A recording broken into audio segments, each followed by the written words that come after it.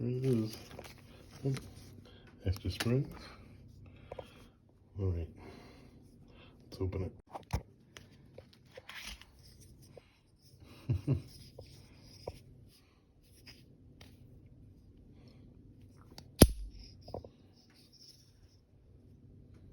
Interesting. I like it.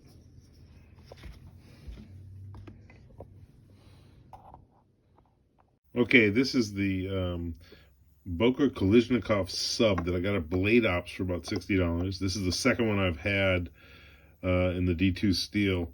The first one I had was satin. I lost that knife in an emergency that occurred and never found it, so I just recently picked this up.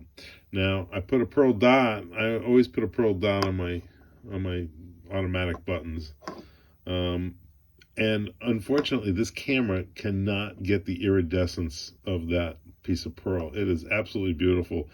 It's got a little bit of texture to it too. It's a 7mm pearl dot. You can get them on eBay or anything. This is abalone, I believe. It might be Pua. No, this is abalone. Anyway, the snap on this thing this equals my my ProTech Runt. I have a ProTech Runt, which is a much more expensive knife, but geez, that's nice.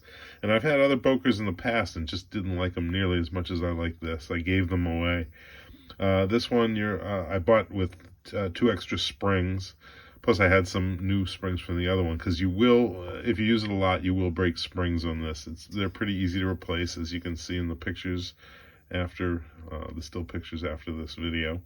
You can get yourself a titanium on Blade Ops. You can get a titanium belt clip for this, but I wanted to change everything over to titanium, not just the belt clip, all the screws, the button maybe. I also laserized, I don't know what to call it.